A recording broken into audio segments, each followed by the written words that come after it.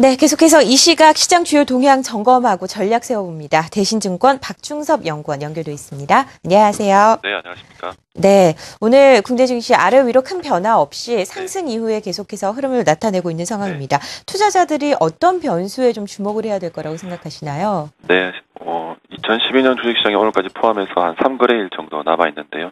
결론적으로 그 연말 랠리는 좀 힘들 것으로 그렇게 생각을 하고 있습니다. 연말 정치의 상승 모멘텀이 될 수 있었던 재료 가운데 하나가 미국의 재정절벽 협상의 타결이었었는데 미국 정치 지도자들이 크리스마스 휴가로 협상이 지연되면서 증시의 연말 랠리 가능성은 크게 낮아졌다고 생각됩니다. 빠르면 오늘부터 그 재정절벽과 관련된 협상이 재개되겠지만 재정절벽이 실제로 발생하는 2013년 연초까지 휴일을 포함해도 5일 정도밖에 남지 않아서 재정절벽 상쇄를 위한 완벽한 법안이 만들어지기는 물리적으로 힘들어졌다고 생각됩니다.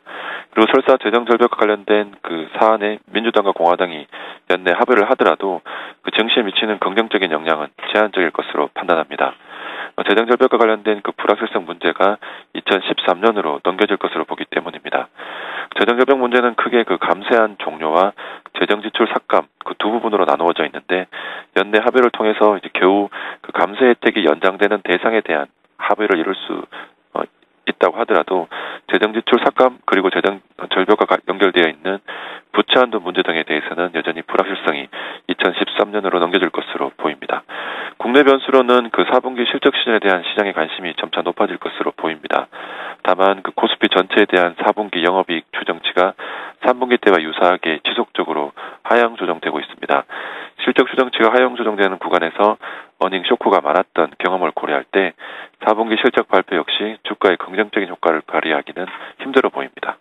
네, 말씀하셨듯이 4분기 실적 시즌이 다가오고 있습니다. 이익 측면에서 저희가 좀 가치를 두고 전망을 한다면 어떤 업종이 유효할 거라고 보시나요? 예, 말씀하신 것처럼 그 업종 전략에 있어서 4분기 실적을 고려할 필요가 있다고 생각이 되는데요.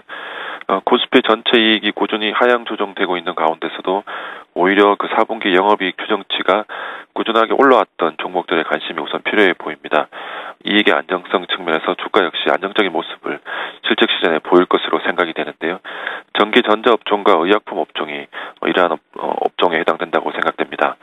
또 그리고 4분기 실적 전망치가 비록 좋지 않더라도 내년 1분기 이후에 실적 모멘텀이 예상되는 종목들은 4분기 실적 발표 시즌 주가 조정을 오히려 매수 기회로 활용할 수 있다고 생각되는데 이러한 업종들로는 통신이라든지 전기가스, 음식료 업종들이 비록 4분기 실적 모멘텀 약화에도 불구하고 이후 실적 모멘텀을 기대하면서 매수할 수 있는 업종이라고 생각됩니다.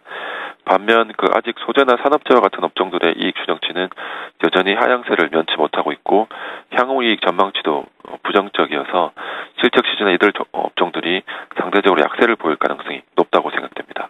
네, 이익 안정성 측면에서는 전기전자 업종, 제약 업종에 대해서 관심을 가질 필요가 있겠다라는 이야기 들어봤습니다. 대신증권 박중섭 연구원과 함께했습니다. 말씀 고맙습니다.